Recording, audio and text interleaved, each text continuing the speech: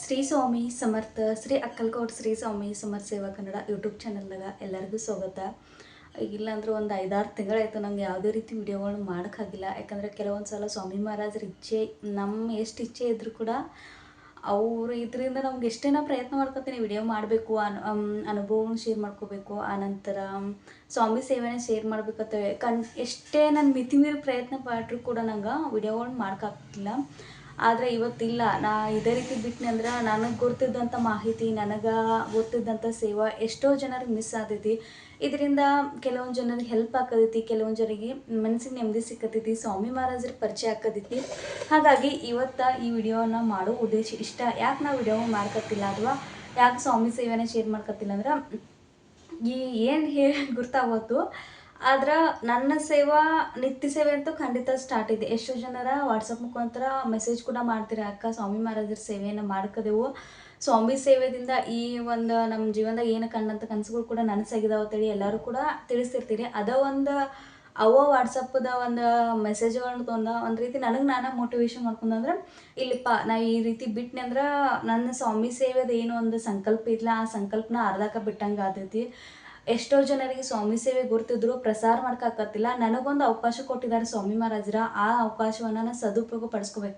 ನನಗೆ ಎಷ್ಟೇ ತ್ರಾಸ ಆದರೂ ನಡೆದೈತಿ, ಆದರೆ ಸ್ವಾಮಿ ಮಹಾರಾಜರ ಸೇವೆಯನ್ನು ಪ್ರಸಾರ ಮಾಡಬೇಕು ಅನ್ನೋ ಒಂದು ಇದಿತ್ತು, ಸಂಕಲ್ಪ ಇತ್ತು. ಆದರೆ ಕೆಲವೊಂದು ಸಲ ಅಡಚಣೆಗಳು ಬರ್ತಾವೆ. ಹಾಗಾಗಿ ಆ ಅಡಚಣೆಗಳಿಂದ ನಂಗೆ ವಿಡಿಯೋನ ಮಾಡ್ಕೊಂಡಿಲ್ಲ. ಕೆಲವೊಂದು ಸಲ ಹೆಲ್ತ್ ಇಶ್ಯೂ ಆಗಲಿ, ಕೆಲವೊಂದು ಸಲ ಮನ್ಯಾಗ ಈಗ ಮಕ್ಕಳು ಸುಟ್ಟಿ ಇರೋದ್ರಿಂದ ಅವ್ರನ್ನ ಹಿಡಿಯೋದು ಒಂದು ದೊಡ್ಡ ಇದಾಗ್ತೈತಿ. ಅದ್ರಾಗ ಮನೆ ಎಲ್ಲ ಕೆಲಸ ಮಾಡ್ಕೊಂಡು ಅವ್ರನ್ನ ಹಿಡಿದ ಅವ್ರು ನೋಡ್ಕೊಂಡು ವಿಡಿಯೋಗಳು ಮಾಡೋಕ್ಕಾಗತ್ತಿಲ್ಲ. ಆದ್ರೆ ಇವತ್ತು ಏನಿಲ್ಲ, ಎಷ್ಟೋ ಸಲ ನಾವು 2-3 ವಿಡಿಯೋದಾಗ ಸಕಟ ಹೇಳಿದಾನೋ ಇಲ್ಲ ವಿಡಿಯೋಗಳು ಕಂಟಿನ್ಯೂ ಮಾಡ್ತಾನೆ ಅಂತೇಳಿ ಹೇಳ್ತೇನೆ. ಆದರೆ ನಂಗೆ ಮಾಡೋಕ್ಕಾಗಲಾಗಿತ್ತು. ಅದಕ್ಕೆಲ್ಲ ಮೊದಲನೇದಾಗಿ ಕ್ಷಮೆ ಇರಲಿ.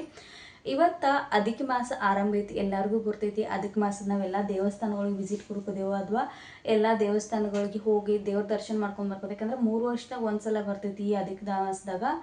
ಈ ಅಧಿಕ ಮಾಸದಲ್ಲಿ ಮಾಡಿದಂಥ ಸೇವೆ ಐತೆ ನಮ್ಗೆ ಅದರ ಅಧಿಕ ಫಲ ನಮಗೆ ಕೊಟ್ಟು ಹೋಗ್ತೈತಿ. ಅಂದರೆ ಅದರ 2ರಷ್ಟು ಫಲ ನಮ್ಗೆ ಸಿಗ್ತೈತಿ. ಯಾವುದೇ ಒಂದು ಸಣ್ಣ ಸೇವೆ ಆಗಲಿ, ನಮ್ಗೆ ಯಾವುದೇ ನೋಡ್ರಿ, ನಮ್ಗೆ ಇಷ್ಟ ದೇವತೆ ಆಗಲಿ, ನಮ್ಮ ಮನೆ ದೇವರಾಗಲಿ, ಯಾವುದೋ ಒಂದು ಸೇವೆಯನ್ನು ಮಾಡ್ಕೊತು ಅಂದ್ರೆ ನಮ್ಗೆ ಆ ಸೇವೆಯಿಂದ ಅಧಿಕ ಫಲವನ್ನು ನಮ್ಗೆ ಸಿಗ್ತೈತಿ. ಹಾಗಾಗಿ ಅಧಿಕ ಮಾಸಕ್ಕೆ ಹೆಚ್ಚಿನ ಮಹತ್ವ ಐತಿ. ಈ ಮಾಸದಾಗ ಭಗವಾನ್ ವಿಷ್ಣುವನ್ನ ಸೇವೆಯನ್ನು ಮಾಡ್ತಾರೋ. ಅಧಿಕ ಮಾಸ ಪುರುಷೋತ್ತಮ ಮಾಸ ಅಂತೇಳಿ ಕರೀತಾರೋ. ಹಾಗಾಗಿ ಈ ಒಂದು ಪೂರ್ಣ ಮಾಸ ಏನಿಲ್ಲ, ಇದೊಂದು ತಿಂಗಳ 30 ದಿನಗಳ ಕಾಲ ಭಗವಾನ್ ವಿಷ್ಣುವಿಗೆ ಸಮರ್ಪಣೆ ಆಗಿರ್ತೈತಿ. ಹಾಗಾಗಿ ನಾವು ವಿಷ್ಣುವಿನ ನಾಮಸ್ಮರಣೆ ಆಗಲಿ, ವಿಷ್ಣು ಸಹಸ್ರನಾಮದ ಪಠಣೆ ಆಗಲಿ, ಈ ರೀತಿ ಸೇವೆಯನ್ನು ಮಾಡ್ತಿರ್ತೇವೆ. ನಮ್ಗೆ ಯಾವುದೂ ಆಗಲಿಲ್ಲ ಅಂದರೆ ಸರಳ ಸೇವೆನ ವೆಂಕಟೇಶ ಸೂತ್ರದ ಸೇವೆ ಕೂಡ ಹೇಳಿದೆನು.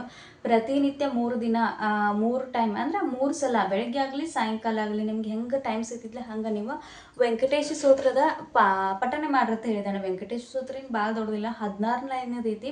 ನಮ್ಮ ಸ್ವಾಮಿ ಮಹಾರಾಜರ ಕೇಂದ್ರ ಸಿಗುವಂಥ ನಿತ್ಯ ಸೇವೆ ಗ್ರಂಥದಾಗ ವೆಂಕಟೇಶ ಸೂತ್ರ ಐತಿ. ಆ ನಂತರ ನಿಮ್ಮ ಹತ್ತಕ್ಕೆ ಯಾವುದೇ ಒಂದು ಗ್ರಂಥ ಇಲ್ಲ, ಏನಿಲ್ಲ ಅಂದ್ರೆ ಗ್ರಂಥ ನನ್ನ ಹತ್ತಕ್ಕಿಲ್ಲ, ಈಗ ನಾ ಹೊಸವಾಗಿ ಸ್ವಾಮಿ ಸೇವೆದಾಗಿದ್ದೇನೆ ಅಂದ್ರೆ ನೀವೆಲ್ಲರೂ ಕೂಡ ಸತತವಾಗಿ ಸ್ವಾಮಿ ನಾಮಸ್ಮರಣೆಯನ್ನು ಮಾಡ್ರಿ. ಸ್ವಾಮಿ ಮಹಾರಾಜರ ನಾಮಸ್ಮರಣೆ ಮಾಡೋದ್ರಿಂದನ ಎಷ್ಟೋ ಜೀವನದಾಗ ನಮ್ಗೆ ಸಮಸ್ಯೆಗಳು ಪರಿಹಾರ ಆಗ್ತಾವು. ಹಾಗಾಗಿ ನಾಮಸ್ಮರಣೆ ಮಾಡ್ರಿ ಅಥವಾ ವಿಷ್ಣು ಗಾಯತ್ರಿ ಮಂತ್ರದ ಪಠನೆ ಮಾಡ್ರಿ. ಈ ಒಂದು ಮಾಸ ಏನಿಲ್ಲ, ನಾವು ಏನು ಸೇವೆ ಮಾಡ್ತೇವೆ, ಒಂದು ಸಣ್ಣ ಸೇವೆ ಮಾಡಿದ್ರು ಕೂಡ ಅದು ನಮ್ಗೆ ಅಧಿಕ ಫಲವನ್ನು ಕೊಟ್ಟು ಹೋಗ್ತಿರ್ತೈತಿ. ಆನಂತರ ಬೆಳ್ಳಿ ವಸ್ತುಗಳನ್ನ ಮೂರ್ತಿಗಳನ್ನ ಖರೀದಿ ಮಾಡ್ತಿರ್ತಾರೋ. ಬೇರೆ ಯಾವ ಕಾರ್ಯಕ್ಕೂ ಅಂದ್ರೆ ಅಧಿಕ ಮಾಸ ಆಗಿರ್ತಂದ್ರೆ ಯಾವುದೇ ಶುಭ ಕಾರ್ಯಗಳಂತೂ ಮಾಡೋಲ್ಲ. ಹಾಗಾಗಿ ಸೇವೆಗೆ ಹೆಚ್ಚಿನ ಮಹತ್ವ ಐತಿ. ದಾನ ಮಾಡ್ತಿರ್ತಾರೋ. ಅಂದ್ರೆ ಕೆಲವೊಂದು ಸಲ ನಾವು ಗುಡಿಗಳು ಆಗಲಿ, ನಾವು ಯಾರಿಗೆ ಅವಶ್ಯಕತೆ ಅವ್ರಿಗೆ ದಾನ ಕೂಡ ಮಾಡ್ತಿರ್ತೇವೆ. ಹಣ್ಣು ಹಂಪ್ಲಾಗಲಿ ನಮ್ಗೆ ಏನು ಸಾಧ್ಯ ಆಗುತ್ತೆ ನೋಡ್ರಿ, ದಾನ ಅಂದ್ಕೊಳ್ಳಿ ಅದೇ ಮಾಡ್ಬೇಕಿದೆ. ನಮ್ಮ ಕಡೆಯಿಂದ ಎಷ್ಟು ಸಾಧ್ಯ ಆಗ್ತೈತೆ ಅಷ್ಟು ನಾವು ದಾನದ ರೂಪದಾಗ ಕೊಡೋದು ಇರ್ತೈತಿ. ಆ ನಂತರ ಈ ಒಂದು ಅಧಿಕ ಮಾಸದಾಗ ನಾವು ಹೆಚ್ಚಿನ ಪ್ರಮಾಣದ ಸೇವೆಯನ್ನು ಮಾಡ್ರು. ಸ್ವಾಮಿ ಚರಿತ್ರೆ ಸಾರಾಮೃತ ಪಾರಾಯಣ ಮಾಡಬೇಕು, ಗುರುಚರಿತ್ರೆ ಪಾರಾಯಣ ಕೂಡ ಮಾಡ್ತಿರ್ತಾರೋ. ಆನಂತರ ವಿಷ್ಣು ಸಹಸ್ರನಾಮಾವಳಿ, ವಿಷ್ಣು ಅಷ್ಟೋತ್ತರ ಶತನಾಮಾವಳಿ, ಯಾರು ಹುಣ್ಣಿಮೆ ಸತ್ಯನಾರಾಯಣ ಪೂಜೆ ಇನ್ನೂ ಸ್ಟಾರ್ಟ್ ಮಾಡಿಲ್ಲ, ಈ ಮಾಸದಾಗ ನಾವು ಹುಣ್ಣಿಮೆಗೆ ಬರುವಂಥ ಹುಣ್ಣಿಮೆ ನೀವು ಆರಂಭ ಮಾಡ್ಬೋದು. ಹುಣ್ಣಿಮೆದಿಂದ ಹಿಡಿದು ನೀವು 5, 11, 21 ಈ ರೀತಿ ಕಂಟಿನ್ಯೂ ಸತ್ಯನಾರಾಯಣ ಪೂಜೆಯನ್ನು ಕೂಡ ಮಾಡ್ಬೋದು. 11, 21 ಅಂತೂ ಆಗೋಲ್ಲ, 5, 11, 9 ಈ ರೀತಿ ಸತ್ಯನಾರಾಯಣ ಪೂಜೆ ಕೂಡ ಮಾಡ್ಬೋದು.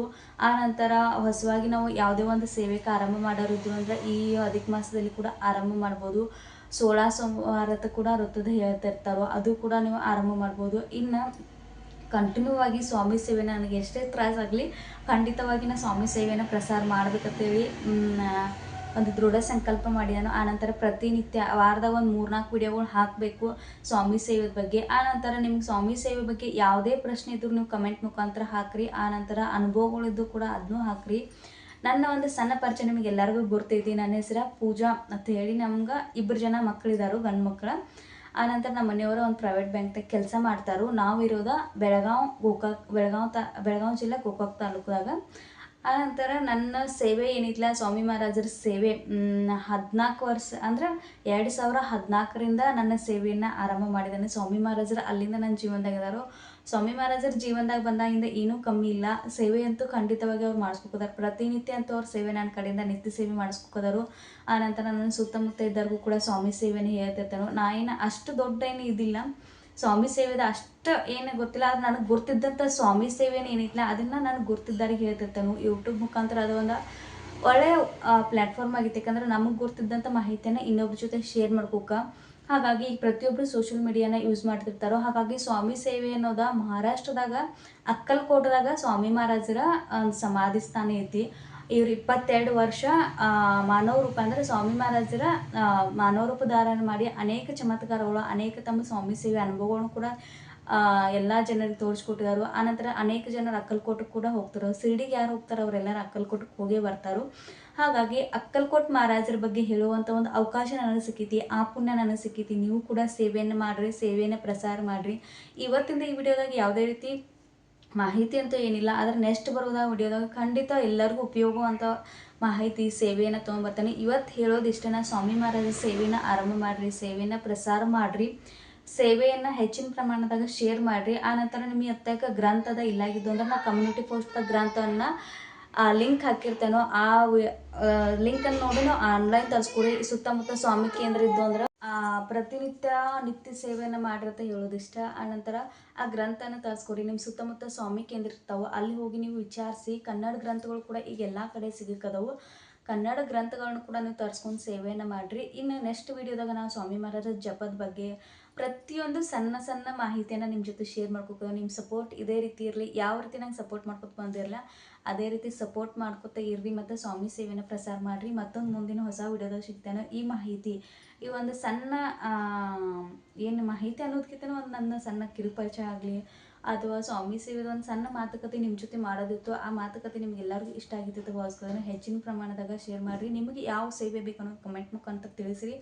ಸ್ವಾಮಿ ಮಹಾರಾಜರ ಬಗ್ಗೆ ನಿಮ್ಗೆ ಏನೇ ಅನುಭವ ಬಂದರೂ ಅದನ್ನು ಶೇರ್ ಮಾಡ್ಕೊರಿ. ಅದು ಅನೇಕ ಜನರಿಗೆ ಒಂದು ಪ್ರೇರಣೆ ಆಗ್ತೈತೆ ಅಷ್ಟೇ. ಯಾಕಂದ್ರೆ ನಾವು ಎಷ್ಟೋ ಸಲ ಎಲ್ಲ ದೇವ್ರದ ವೃತ್ತ ಸಂಕಲ್ಪ ಎಲ್ಲ ಮಾಡಿ ನಮ್ಮ ಜೀವನದಾಗ ಏನೂ ಆಗೋಲ್ಲ ಅನ್ನೋ ಒಂದು ಸ್ಟೇಜಿಗೆ ಬಂದು ನಿಂತಿರ್ತೇವೆ. ಅಂಥವ್ರಿಗೆ ಈ ಸ್ವಾಮಿ ಸೇವೆ ಒಂದು ವರವಾಗಲಿ, ಅವ್ರ ಜೀವನದಾಗ ಖುಷಿಯನ್ನು ತರಲಿ ಅನ್ನೋದೊಂದು ಇಷ್ಟ. ಆನಂತರ ಸೇವೆಯನ್ನು ಪ್ರಸಾರ ಮಾಡಿರಿ, ಸೇವೆಯನ್ನು ಮಾಡಿರಿ. ಶ್ರೀ ಸ್ವಾಮಿ ಸಮರ್ಥ.